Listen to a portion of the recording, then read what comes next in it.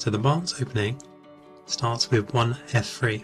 It's probably not quite as bad as its reputation suggests. Certain players have played it with king f2, a slightly troll way, but the way Barnes played it was named after Thomas Wilson Barnes, who was a 19th century English chess player.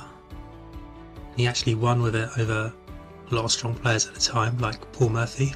So let's have a look at the way he played it. The way, if you want to play it, you should probably play it. So Carlsen actually had an interesting game against Duda with this back in 2022.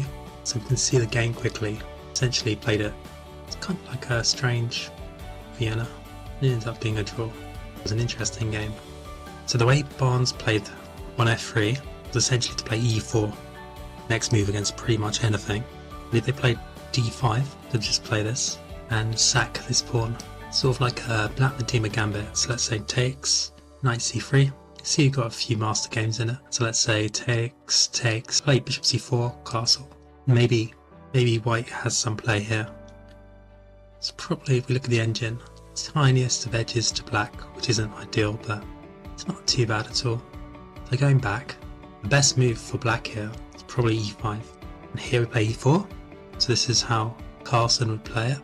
It's quite a strong player to play this on the faster time controls. And our goal here is to get bishop to c4, knight to c3, knight to e2, and d4. So play knight f6. You can also try and play this move, d4.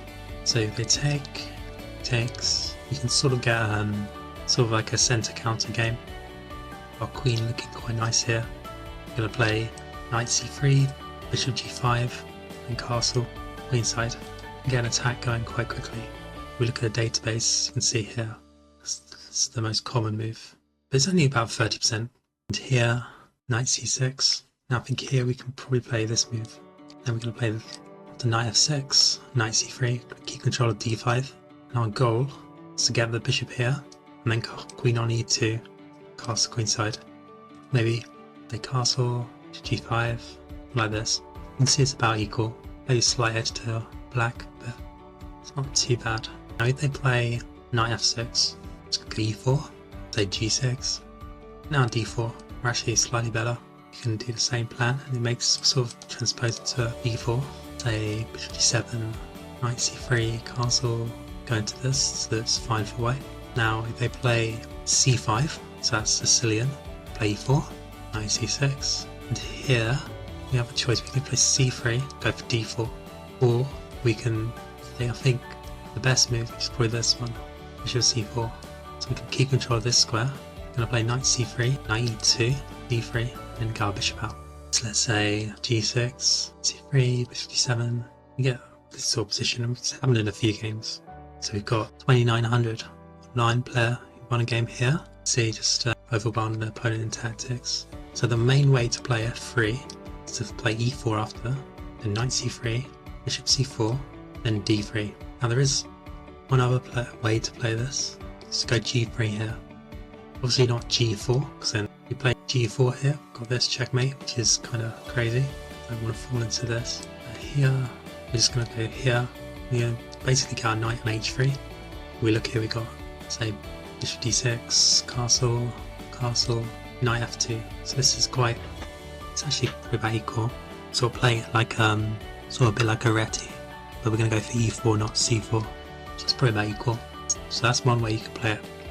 The way Barnes played it is to play a4, e4, and then get the bishop here.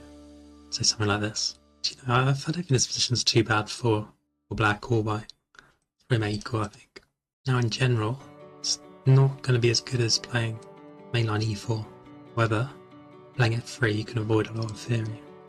So it's not too bad, particularly online. So why don't more players play this move, f3? Particularly high rated players. As you can see here, Carlsen's only really played it twice, proper matches, and no one else really high rated except for Simon Williams, an occasional game, has really played it. I think the reason for that is we go into this line here, it's more the type of position it gets. So you can see this position here, if that just plays, you know, knight c6 here, we've essentially transposed to a e4, e5, where white's just played f3. Which is a bit committal. So it sort of gives this bishop, if it comes here, nice diagonal here. Also it makes moves like d5 in the future slightly better for black, I think. So going back, play f3, e5, e4, c6, say bishop c4, or d3, say bishop z4, bishop c5. These type of positions, even though they might be about equal, they're pretty similar to e4, e5. And I think if you play a move like f3, you want to get a unique position and outplay your opponent. You don't want to just end up playing a worse version of e4, e5, because else you might as well just play e4. So compare that to something like b3, which is, we look at the Masters database, they've got lots of strong players play it.